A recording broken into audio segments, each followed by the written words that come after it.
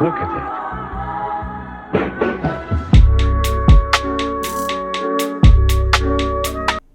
What's up, you guys? It's your boy Josh from Moon City, back again with another technical analysis video.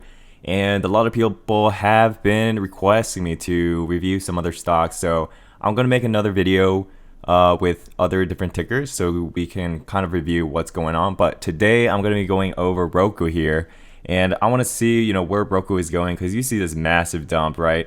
And you see all the other stocks super red. Today was a little bit of a green day from that rebound.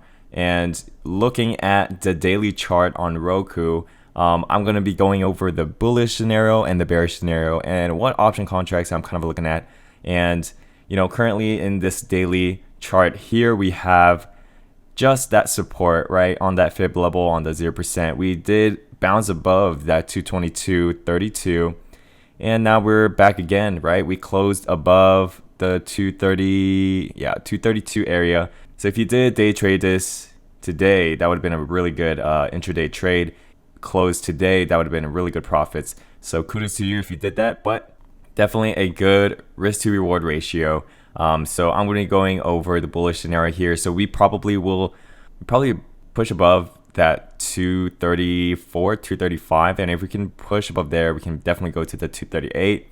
Push above there, definitely can go back to the 250 area. Okay, and then we have that strong fib level right there, so definitely want to be careful there. Let's say it does reject this and support again somewhere around here, definitely can get something really far out, maybe next year, if you are trying to swing this. So on the RSI, we can see that super oversold, right? It's below the 30, so very good entry point if you are trying to swing this to the bullish side. We have not yet crossed over the MACD, so definitely want to wait a little bit more. This could be one of those fake outs and probably push back below, but in this bullish scenario, we do see the yellow TTM coming in, so we could probably see some kind of momentum pushing back up, and a lot of people are seeing this bounce up right on that support. So a lot of people are saying, oh wait, maybe I can get on this and ride it up a few points, right? So let's go ahead and look at the 4-hour charting here. We see some kind of rebound, right? We have this little curve. I don't want to say it's a cup and handle formation just yet, but if you do see on the 4-hour a little bit, it might look like that, right? So we do need that little small red candle for it to be a handle, and then we have like a hammer formation to push back up into the 240 area.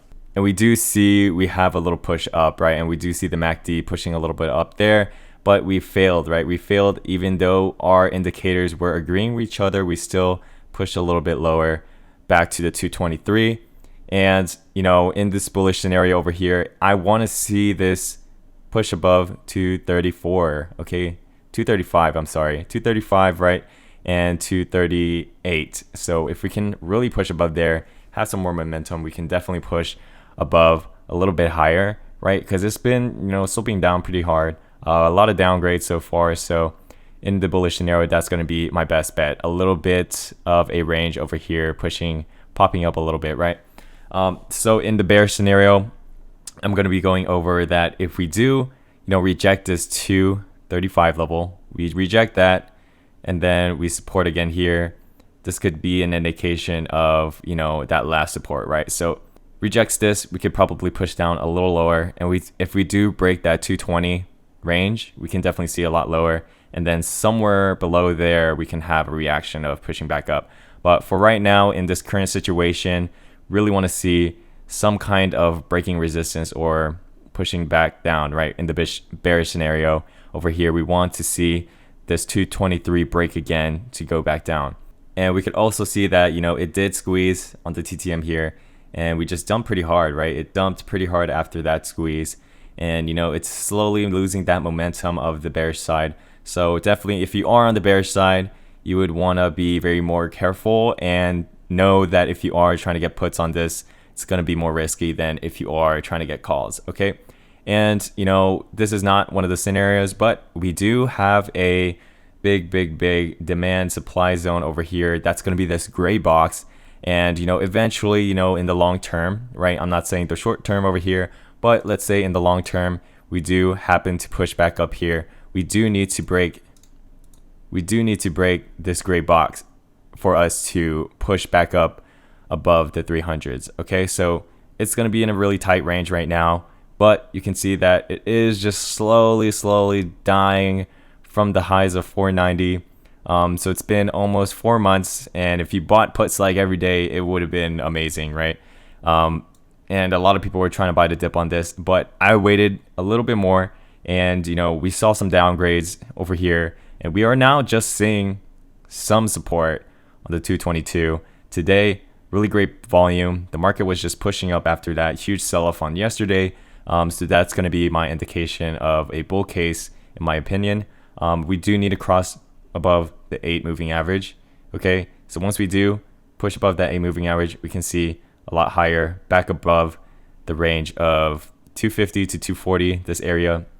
All right, so if you want to get in early, tomorrow's Thanksgiving, so if you are trying to get this on a short-term move, I definitely suggest waiting for another dip intraday and then buying some calls for a scalp or intraday. Okay, but definitely don't want to hold this overnight because you just want to play it safe. But if you are looking to get something really far out, definitely would be a safer bet. Okay, all right, so now we're looking at the option chain, and we don't want to be going over something very close by unless you got super fast hands and you want to risk minimum and scalp it like 100-200 bucks based upon like a 5-point move, right? So if that's your type of style of play, definitely try to get something this week, right? But that's going to be higher risk, just in my opinion. So if you are looking for kind of like a swing trade idea, I would definitely look at somewhere on 17th December 21. It's going to be definitely a higher premium, but it's going to be a little bit safer for you. But we're going to be looking at over the data here and see, where is the highest volume of contracts being played. So really looking at the Greeks here, really want to see anything above a 30 delta. Okay, anything below that, it's just not going to go your way. You're not going to be making much. Even though it is a cheaper premium, definitely you want to pay a little more for your Greeks to be good. So that way you are able to get some profits, right? And then exit with those profits instead of like holding this all the way till expiration date. It's not going to be good. And then for theta, you see, it's going to be a little bit higher, but it's not too bad if you're holding it for a couple of days just for a short-term move up, right? And I would try to get somewhere where it has high volume as well. So I'm looking at this 250 contract over here, and if you want to be on the short side here, I do see more volume coming in at the 225 and the 230. So really got to check the charts the day you are trading this and make sure you're entering at the right time. So that's going to be up to you, but these are going to be the contracts that I'm looking at and the data that is shown on here. So you see more volume in the put side than you see in the call side. So it gives you an indication that a lot of people are looking at puts rather than calls right now. Let's say you want to buy some leaps, right? You're going to see like maybe 250 to 280 in the long term. Definitely, I would try to get some leaps, right? I would try to get somewhere from February all the way to January of next year. If you have the capital and if you want to play the long-term game, definitely going to be a safer bet for you. So let's look at February, and it's going to be not as much volume because a lot of people don't want to pay that much premium. But if you are trying to get this long-term, definitely try to get this in the money call, right? You don't want to get a put because long-term it looks like a good outturn, right? I think Roku is going to get acquired somehow. There is really bad media sources right now, so if you are trying to get leaps, I would definitely wait for a good entry point for leaps so that you aren't losing as much and your delta is going to be really good, right? 50 plus at least. Try to get somewhere in the money. And if it does, slowly cop down, definitely average over time. But without doing that, right, and if you don't want to average down, you definitely want to wait for it to maybe support again on a good level down here if you are planning to get some long-term leaps. So guys, that's going to be my overall thesis for Roku stock and the overall technical analysis on there. One thing I want to mention as well, we are in this little small wedge here. So if we do break above definitely could be a good sign to get something, right? And if we do push above on the 4 hours over here, above the 200 EMA, we can definitely see a little bit of a push. And so let's go over kind of like the 5-minute real quick before we end the video. So the past 3 days, I see a lot of Cathie Wood buying, right? And you see this example right here where she did buy on that support. She probably had a bunch of limit orders over here waiting for it. And you know, we did rally really hardcore that last Monday. And we do see a lot of consolidation above the 223, right? So every time I hit that, right, one here, one here, one here, we see a huge amount of buying. So if we do confirm one more time, or we do support on that 228 in the bullish scenario, definitely can see a lot higher throughout the week or throughout next week. All right guys, so hopefully you guys have a better understanding of where your positions are in Roku. And you know, we went over some option contracts for you to look at and really look at the data and make sure you are making sound decisions based upon the chartings. Once again, this is going to be my key levels to watch out for the short-term scenarios. So you guys, you know, pause the video and write these down. And I hope you guys have a great trading week.